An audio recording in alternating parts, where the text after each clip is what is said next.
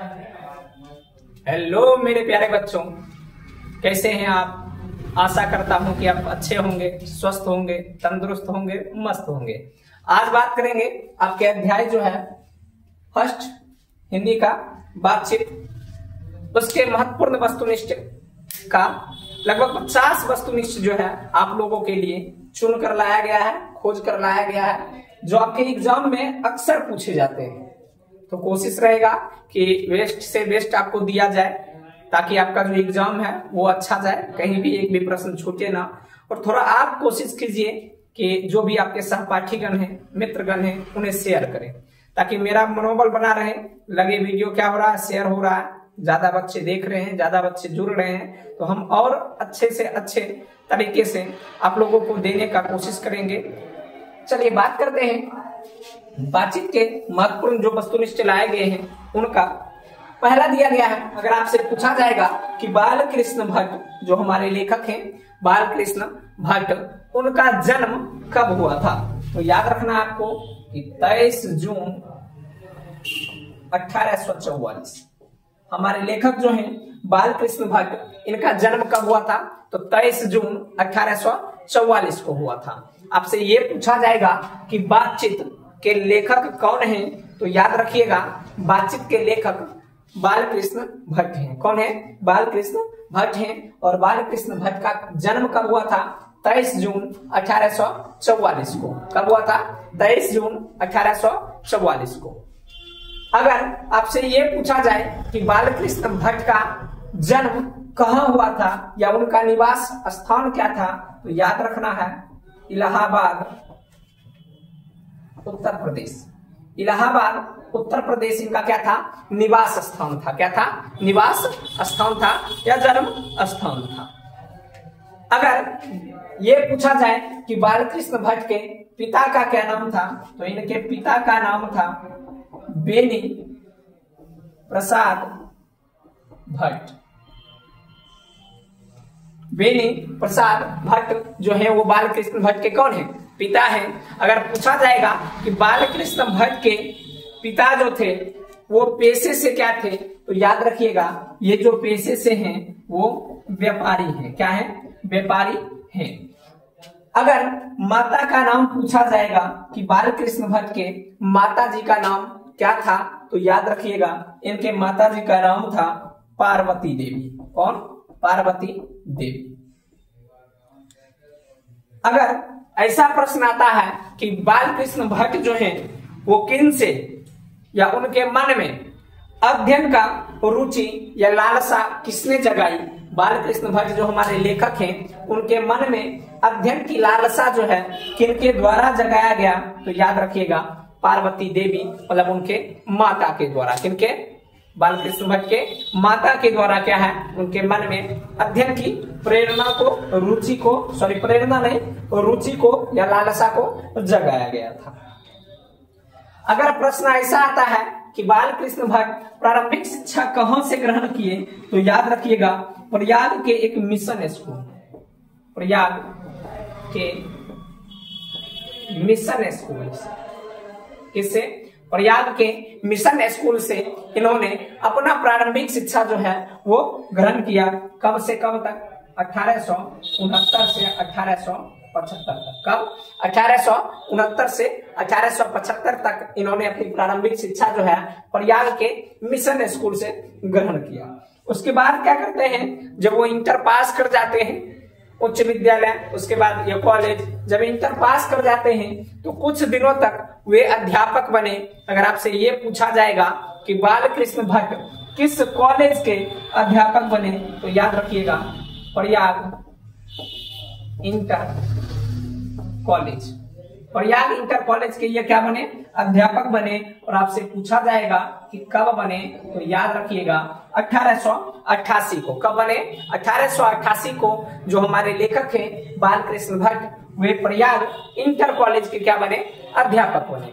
अभी जो वस्तुनिष्ठ करवाया जाएगा मेरे प्यारे बच्चों, उसका जो पीडीएफ है हम क्या करेंगे, पोस्ट के माध्यम से या तो पोस्ट कर देंगे, नहीं तो नीचे डिस्क्रिप्शन में हम क्या करेंगे, लिंक डाल देंगे तो आप उस पर जाकर क्या कर सकते हैं, पीडीएफ प्राप्त कर सकते हैं। ऐसे पोस्ट के ही माध्यम से हम क्या करेंगे, जितने भी लगभग 50 ऑब्जेक्टिव है तो वो 50 ऑब्जेक्टिव जो है हम क्या करेंगे, पोस्ट के माध्यम से डाल देंगे। आप लोग वहां से क्या कीजिएगा, लिख कर तैयार कर लीजिएगा। अब दिया गया है कि ऐसा पूछा जाएगा कि अगर हम में वाक शक्ति ना होती तो क्या होता। अगर हम में वाक शक्ति ना होती तो क्या होता, तो याद रखिएगा कि पूरा संसार गूंगा होता। क्या होता, पूरा सृष्टि जो है वो गूंगा होता। हम लोग एक दूसरे से बात कभी नहीं कर पाते। आगे दिया गया है कि संपूर्ण सृष्टि किसके बिना गूंगी होती। अगर ऐसा घुमाकर पूछा जाता है तो याद रखिएगा वाक शक्ति के बिना। किसके बिना, वाक शक्ति के बिना संपूर्ण सृष्टि जो है वो कैसी होती, गूंगी होती। कैसी होती, गूंगी। आपसे अगर ऐसा पूछा जाता है कि बातचीत जो है वो किस विधा की है, तो याद रखिएगा बातचीत जो है वो क्या है, निबंध है या ललित निबंध। आपसे पूछा जाएगा कि बातचीत की विधा क्या है, तो याद रखिएगा ये निबंध है या कहीं कहीं ऑप्शन दिया जाता है ललित निबंध। तो आपको क्या करना है, ललित निबंध चेक आउट करना है। आगे दिया गया है कि बातचीत निबंध के निबंधकार कौन है, रचनाकार कौन है, तो याद रखिएगा बालकृष्ण भट्ट जो हैं वो बातचीत निबंध के निबंधकार हैं या रचनाकार हैं। कौन है, बातचीत निबंध के निबंधकार कौन है, बालकृष्ण भट्ट हैं। पूछा जाएगा कि बातचीत निबंध में बालकृष्ण भट्ट ने किसकी विशेषता को बताई है, तो याद रखिएगा बातचीत करने की शैली की। किसकी, बातचीत करने की शैली की। पिछले क्लास में जो बातचीत का पूरा जो इंट्रोडक्शन दिया गया था, लेखक का पूरा जो है पढ़ाया गया था, उम्मीद है कि आप लोग क्या किए होंगे, उस वीडियो को देखे होंगे और अच्छी तरह से देखे होंगे। तो एक भी ऑब्जेक्टिव जो है अभी बाहर जाने वाला नहीं है। तो आप जब भी हमारे साथ जुड़ते हैं तो कोशिश किया कीजिए कि पूरा वीडियो देखिए। हम चाहेंगे कि आपको बेस्ट से बेस्ट दे ताकि आपका रिजल्ट जो है क्या हो, अच्छा आए। जैसे इस बार हमारे संस्था का जो रिजल्ट है वो रहा 462 नंबर। कितना रहा, 462 नंबर। तो क्या है, आप भी अच्छे ढंग से तैयारी कीजिए और भरोसा रखिए। भरोसा क्या है, सबसे बड़ा चीज है। अगर आप भरोसा बनाए रखते हैं तो उम्मीद है कि आपका भरोसा कभी टूटेगा नहीं। इतने अच्छे तरीके से आप लोगों को हम पढ़ाएंगे या नोट्स देंगे कि कहीं भी बिहार बोर्ड का कोई भी क्वेश्चन जो है वो भागने वाला नहीं है। तो बस भरोसा बनाए रखिए और जो है थोड़ा सा अपने मित्र को शेयर कीजिए ताकि हमें भी लगे कि हम जो कर रहे हैं, हम जो आप लोगों के लिए मेहनत कर रहे हैं वो सफल हो रहा है। तो और अच्छे ढंग से हम क्या करेंगे, मेहनत करेंगे। आगे दिया गया है कि बातचीत में किसकी विशेषता बताई गई है, तो याद रखिएगा बातचीत करने की शैली की। किसकी, बातचीत करने की शैली की। अगर आपसे पूछा जाएगा कि बातचीत करने से मन क्या हो जाता है, बातचीत करने से हमारा मन क्या हो जाता है, तो याद रखिएगा स्वच्छ, स्वच्छ और कैसा, हल्का। स्वच्छ और हल्का ऑप्शन इसी प्रकार का कुछ मिलेगा कि बातचीत करने से हमारा मन कैसा हो जाता है, तो याद रखिएगा स्वच्छ और हल्का हो जाता है। आपसे पूछा जाएगा कि बातचीत करने से क्या भाव बनकर बाहर आता है। जब हम किसी से बातचीत करते हैं तो क्या भाव बनकर बाहर आता है, तो याद रखिएगा मवाद या धुआं जो है वो क्या होता है, बातचीत के माध्यम से भाप बनकर, बाष्प बनकर क्या होता है, बाहर आता है। अगर ऐसा पूछा जाएगा कि किन्हें 16 वर्षों के लिए मनुष्यों से दूर रखा गया था, तो याद रखिएगा उनका नाम था रॉबिन्सन क्रूसो। रॉबिन्सन क्रूसो को क्या किया गया था, 16 वर्ष के लिए, कितने वर्ष के लिए, 16 वर्ष के लिए मनुष्य से दूर रखा गया था। मतलब वो जानवरों के साथ रहते थे। किसके साथ रहते थे, जानवरों के साथ रहते थे। अगर मेरे प्यारे बच्चों आपसे ये पूछा जाएगा कि रॉबिन्सन क्रूसो जो है वो सर्वप्रथम किसके मुख से बात सुने थे या वाक्य सुने थे, तो याद रखिएगा फ्राइडे एक व्यक्ति का नाम है। क्या नाम है, फ्राइडे जो है एक व्यक्ति का नाम है। उसी के मुख से सर्वप्रथम वो आदमी के जैसे आवाज सुने थे। किसके जैसे? आदमी जैसे हम लोग आपस में क्या करते हैं, बातचीत करते हैं, उस प्रकार रॉबिन्सन सुने। किसके मुख से बात? फ्राइडे के। ऐसे रॉबिन्सन गाय भैंस मतलब क्या जानवरों के साथ रहते थे, तो जानवरों का आवाज वो सुनते थे। आगे दिया गया है कि किसने कहा, आपसे पूछा जाएगा कि किसने कहा कि मनुष्य के बोलने से ही उसका क्या होता है? साक्षात्कार होता है। क्या होता है? साक्षात्कार। जब हम बोलते हैं, बोलने से ही मेरा साक्षात्कार होता है। मेरे प्यारे बच्चों, अगर पूछा जाएगा ये किसने कहा, तो याद रखिएगा बेन जॉनसन। किसने कहा? बेन जॉनसन ने कहा कि मनुष्य के बोलने से ही क्या होता है? उसका साक्षात्कार होता है। क्या होता है? मनुष्य के बोलने से उसका साक्षात्कार होता है। अगर इस प्रकार का प्रश्न आए कि किसने कहा कि असली बातचीत दो व्यक्तियों के बीच होती है। कितने व्यक्ति के बीच? दो व्यक्ति के बीच। असली बातचीत कितने व्यक्ति के बीच होती है? दो व्यक्ति के बीच। यह किसने कहा? तो याद रखिएगा एडिसन ने कहा। किसने कहा? एडिसन। एडिसन जी का कहना क्या है कि असली बातचीत कितने व्यक्ति के बीच होती है?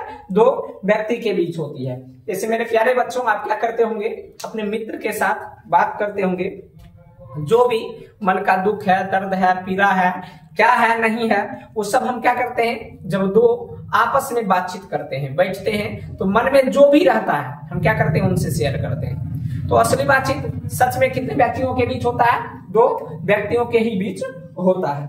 आगे अगर ऐसा पूछा जाए कि 4 से अधिक व्यक्ति मिलकर जब बात करते हैं उसे क्या कहते हैं? अगर आपसे ऐसा पूछा जाए कि 4 व्यक्ति जब आपस में मिलकर बात करते हैं तो उसे क्या कहते हैं? तो याद रखिएगा राम रमौवल कहते हैं। क्या कहते हैं? राम रमौवल। अगर ऐसा घुमाकर पूछा जाए कि राम रमौवल में कितने व्यक्ति बात करते हैं, तो याद रखिएगा कि 4 से अधिक व्यक्ति राम रमौवल में क्या करते हैं? बात करते हैं। क्या करते हैं? राम रमौवल में बात करते हैं। अगर आपसे कहा जाएगा कि आर्ट ऑफ कन्वर्सेशन क्या है, मेरे प्यारे बच्चों, आपसे पूछा जाएगा कि आर्ट ऑफ कन्वर्सेशन क्या है, तो याद रखिएगा कि आर्ट ऑफ कन्वर्सेशन क्या है? बातचीत करने की एक कला है। क्या है? बातचीत करने की एक कला है। अगर ऐसा पूछा जाएगा कि आर्ट ऑफ कन्वर्सेशन कहाँ के लोगों में पाया जाता है, तो याद रखिएगा यूरोप के वासियों में। कहाँ के वासियों में? यूरोप के वासियों में आर्ट ऑफ कन्वर्सेशन जो है वो क्या है? पाया जाता है अधिक मात्रा। मतलब उनका जो बोली होता है, भाषा होता है, सुनने में बहुत प्रिय लगता है।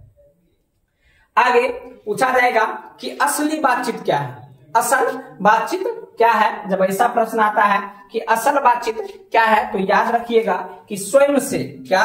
स्वयं से अवाक होकर बातचीत करना। क्या करना? स्वयं से अवाक होकर क्या करना? बातचीत करना। जब हम क्या करते हैं, अकेले किसी कमरे में बैठे रहते हैं, तो क्या करते हैं, सोचते हैं कि आगे का जीवन किस प्रकार होगा, आगे का जो जिम्मेवारी है हम किस प्रकार निभा पाएंगे। तो वही जो है वो क्या है? असली बातचीत है। क्या है? असली बातचीत है। अगर आपसे पूछा जाएगा कि हमारी भीतरी मनोवृत्ति प्रतिक्षण नए नए रंग दिखाया करती है, वह प्रपंचात्मक संसार का एक भारी आईना है। यह जो पंक्ति लिया गया है वो किससे लिया गया है? तो मेरे प्यारे बच्चों याद रखिएगा बातचीत से लिया गया। किससे लिया गया? बातचीत से लिया गया है। पूछा जाएगा कि इसके रचनाकार कौन है, तो याद रखिएगा बालकृष्ण भट्ट है। कौन है? बालकृष्ण भट्ट है। आगे दिया गया है कि सच है मनुष्य जब तक बोलता नहीं तब तक उनके गुण दोष प्रकट नहीं होते हैं। यह पंक्ति किससे लिया गया है? तो याद रखिएगा बोलने का सेंस है तो हम बातचीत में हैं। किसमें है? बातचीत में। तो याद रखिएगा क्या कि बातचीत से लिया गया। किससे लिया गया? बातचीत से लिया गया है। अगर ऐसा पूछा जाएगा कि जब तक मनुष्य बोलता नहीं तब तक उसके गुण दोष प्रकट नहीं होते हैं, किस पाठ से लिए गए हैं? तो याद रखिएगा किससे? बातचीत से लिए गए। आपसे पूछा जाएगा कि बातचीत के लेखक, तो बालकृष्ण भट्ट।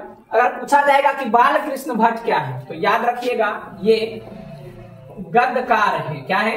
ये गद्यकार हैं। हमारे लेखक जो बालकृष्ण भट्ट हैं वो क्या है, एक गद्यकार है। क्या है, एक गद्यकार है। अभी जितने भी प्रश्न करवाए गए हैं और जो करवाए जाएंगे सब क्या किया जाएगा, पोस्ट के माध्यम से आप लोग वहां से लिख लीजिएगा। और जब जब सुनने का मन करे तो क्या कीजिएगा, वीडियो देख लीजिएगा। एक भी प्रश्न जो है आपके एग्जाम में छूटने वाला नहीं है। बस आप भरोसा कीजिए और मेरे साथ क्या कीजिएगा, जुड़े रहिएगा। 100% जो है आपका रिजल्ट वो बेहतर होगा, इसकी गारंटी होगी। आगे दिया गया है, अगर ऐसा पूछा जाएगा कि बालकृष्ण भट्ट किस काल के कवि हैं। अगर काल आपसे पूछा जाएगा तो याद रखिएगा आधुनिक काल। क्या क्या याद रखना है, आधुनिक काल। बालकृष्ण भट्ट किस काल के कवि थे, तो आधुनिक काल। अगर यही पूछा जाएगा कि किस युग के कवि थे तो याद रखिएगा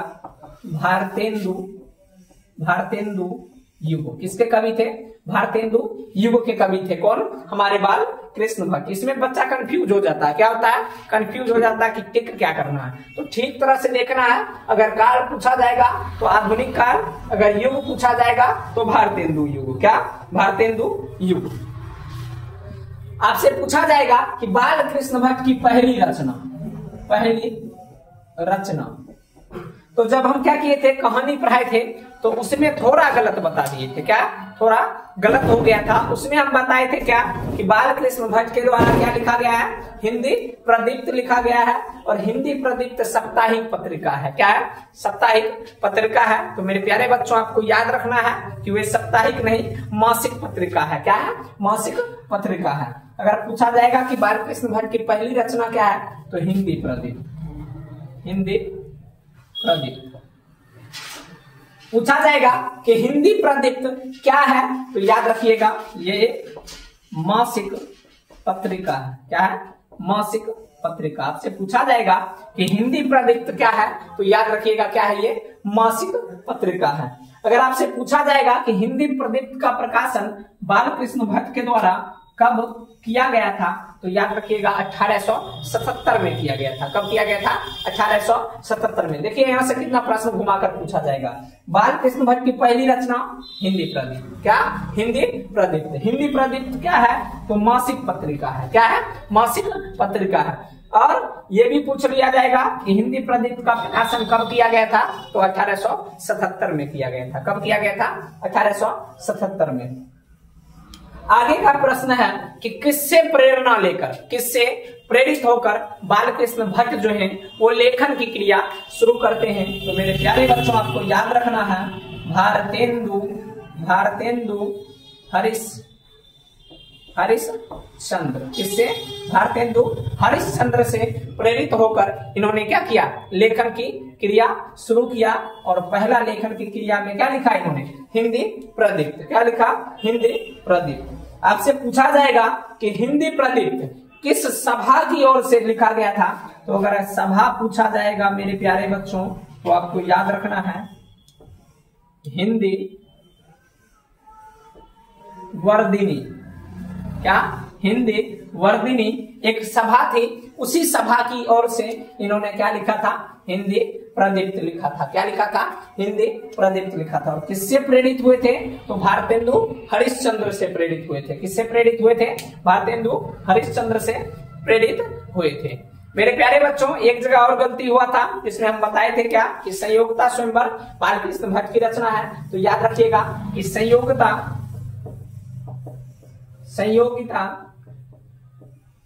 स्वयंवर जो लिखा गया है वो लिखा गया श्रीनिवास दास के द्वारा। श्रीनिवास दास के द्वारा। किनके द्वारा, श्रीनिवास दास के द्वारा क्या लिखा गया, संयोगिता स्वयंवर लिखा गया है। आपसे पूछा जाएगा कि संयोगिता स्वयंवर का आलोचना जो है वो किनके द्वारा किया गया था। तो याद रखिएगा ये जो आलोचना किया गया था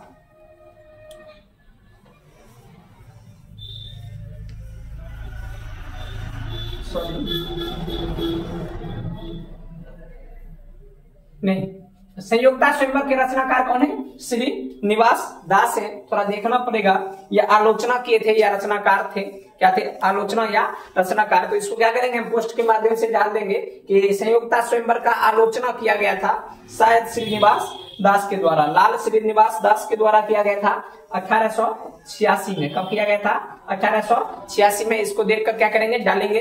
लेकिन अगर आपसे ये पूछा जाएगा कि संयोगता स्वयंवर किनकी रचना है, तो श्रीनिवास दास की। किनके, श्रीनिवास दास की।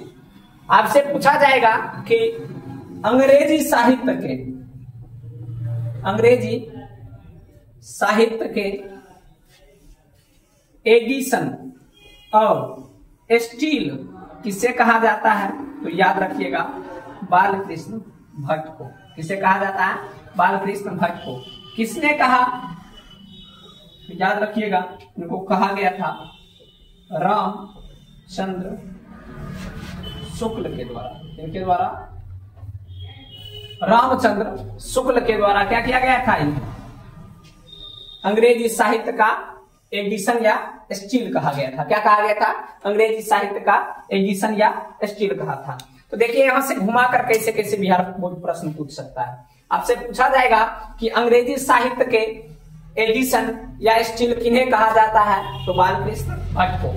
किन्हें, बालकृष्ण भट्ट को कौन सी उपाधि रामचंद्र शुक्ल के द्वारा दी गई थी, तो अंग्रेजी साहित्य के एडिशन और स्टील। बालकृष्ण भट्ट को क्या कहा जाता है, तो अंग्रेजी साहित्य के एडिशन और स्टील। तो घुमाकर क्या किया जाता है, प्रश्न पूछा जाता है। तो आप मेरे प्यारे बच्चों थोड़ा अच्छे तरीके से तैयार करें, ताकि बिहार बोर्ड किसी भी प्रकार से प्रश्न दे तो आप फंसे न। आगे दिया गया है कि संवाद में महत्वपूर्ण क्या होता है। तो याद रखिएगा, संवाद क्या होता है, जब हम दो व्यक्ति आपस में वाद विवाद करते हैं। मतलब हम बोलेंगे, फिर वो उसका रिप्लाई देगा, वो बोलेगा, फिर हम क्या करेंगे, उसका रिप्लाई देंगे। तो उसमें सबसे ज्यादा महत्वपूर्ण क्या होता है, आत्मीयता, मतलब धैर्य। क्या, आत्मीयता, धैर्य जो है वो सबसे महत्वपूर्ण होता है। आगे दिया गया है कि नाटक के प्रारंभ में होने वाले मंगल पाठ को, नाटक के प्रारंभ में होने वाले मंगल पाठ क्या कहलाते हैं, तो याद रखिएगा ये कहलाते हैं नामदी पाठ। क्या कहलाते हैं, नामदी पाठ। और यह जो प्रश्न है कई बार पूछा जा चुका है। याद रखिएगा कि नाटक से पहले जो मंगल पाठ होते हैं उसे क्या कहा जाता है, नामदी पाठ कहा जाता है। क्या कहा जाता है, नामदी पाठ कहा जाता है। अगर आपसे पूछा जाएगा कि बालकृष्ण भट्ट की मृत्यु कब हुई, तो याद रखिएगा 20 जुलाई 1914। कब, 20 जुलाई 1914 को किनके, बालकृष्ण भट्ट की क्या हुई थी, मृत्यु हुई थी। तो ये है इस पाठ की जो हमारा बातचीत है, लिखा गया किनके द्वारा, बालकृष्ण भट्ट के द्वारा। ये महत्वपूर्ण वस्तुनिष्ठ है। अब देखेंगे कुछ जो है इनके रचना से प्रश्न आ जाता है। मतलब पूछा जाएगा कि ये क्या है, तो आपको याद रखना कि ये उपन्यास है। पूछा जाएगा ये क्या है, तो याद रखना क्या चीज, नाटक है। तो सबसे पहले आपको इनका जितना भी रचना है वो क्या करना पड़ेगा, याद करना पड़ेगा। तो हम क्या है इंट्रोडक्शन के क्लास में लिखा चुके हैं, चलिए आज भी लिखा देते हैं। इनके प्रमुख उपन्यास, नूतन ब्रह्मचारी,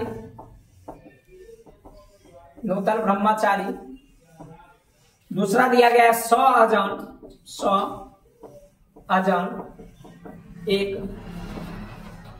एक सुजान। आगे दिया गया हमारी घड़ी, सद्भाव का अभाव। आगे है उचित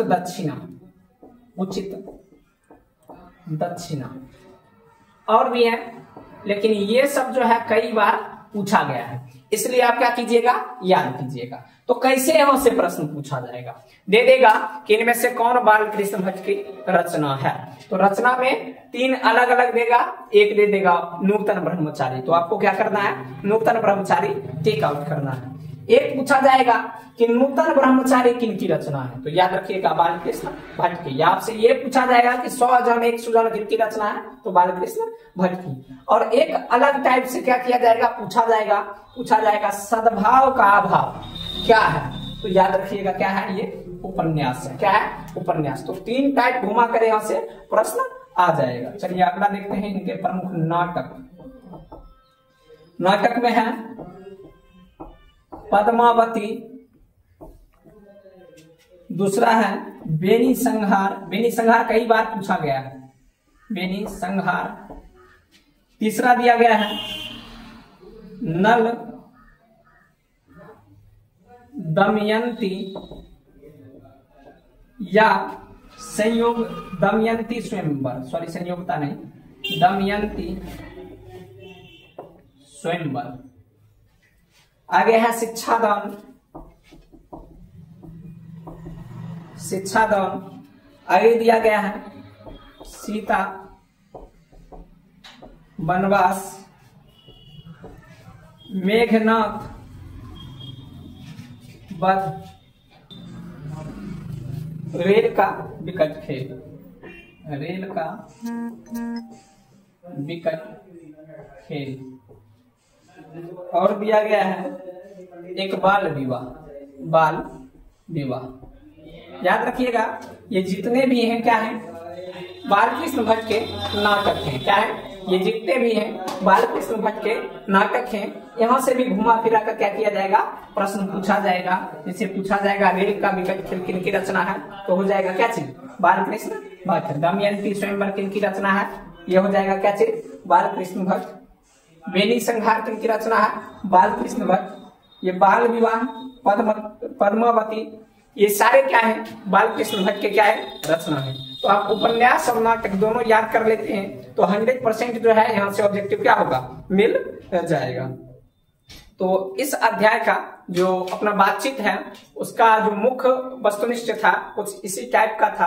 आप अच्छे ढंग से क्या कीजिए, तैयारी कीजिए, और तैयारी करने के बाद 100% आपका रिजल्ट क्या होगा, अच्छा होगा। बस एक भरोसा बनाए रखिए। और सोच जो है हमें क्या करना चाहिए, अपने सोच को अपने हैसियत से, अपने औकात से ऊंचा रखना चाहिए, ऊपर रखना चाहिए। क्या पता भगवान हमारी सोच को देख रहे हो और कह दे एक बार क्या, तथास्तु कह दे। तथास्तु कह दे मतलब सारा कल्याण, मतलब जो भी हम सोच रहे हैं वो क्या हो जाएगा, पूरा हो जाएगा। तो हमें क्या करना चाहिए, अपने जीवन में सोच ऊंचा रखना चाहिए। जब सोच ऊंचा रहेगा, जब हम सोचेंगे कि हमें क्या करना है, 450 नंबर लाना है, 470 नंबर लाना है। जब हम सोच ऊंचा लेकर चलेंगे, उड़ान ऊंची भरने का सोचेंगे, तभी हम क्या कर पाएंगे, उड़ पाएंगे। क्या कर पाएंगे, उड़ पाएंगे। तो याद रखिएगा जीवन में सोच क्या होना चाहिए, ऊंचा होना चाहिए। लक्ष्य 100% मिलेगा, बस टाइम टेबल पर अरेंज करना होगा कि इस तरह से हमें क्या करना है, इस चीज को तैयार करना है, पूरे मन से तैयार करना है। और आप जो भी लक्ष्य बांधे होंगे, जो भी लक्ष्य लेकर चल रहे होंगे, 100%